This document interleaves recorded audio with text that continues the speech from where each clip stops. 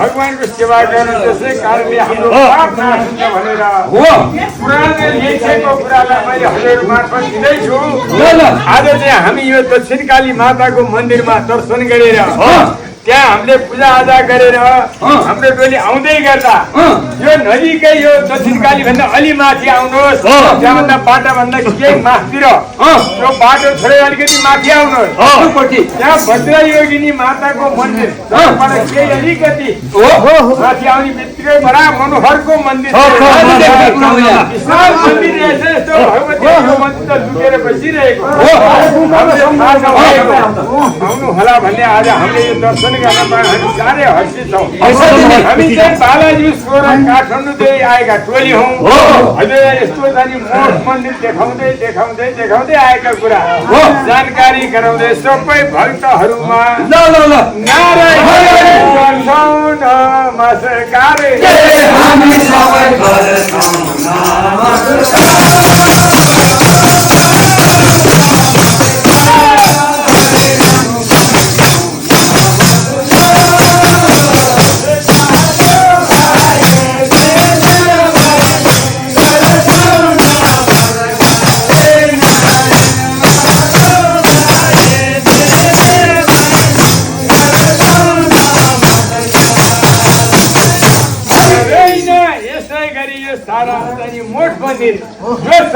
सकिन्छ घुम्न नभुल्नुहोस्।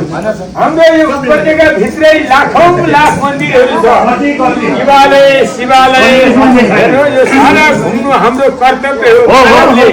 अरू कुनै जनावरले यो मठ मन्दिर घुम्न सक्दैन। हामी मानव भएर यस्ता भगवानको मठ मन्दिर खोजी गर्नु जानु दर्शन गर्नु हाम्रो कर्तव्य हो। मानव भएर यो चाहिँ मोज मस्ती मात्रै गर्ने भगवानका आखिरीका फललाई छेउमा हामी एक दिन त मरिन्छ।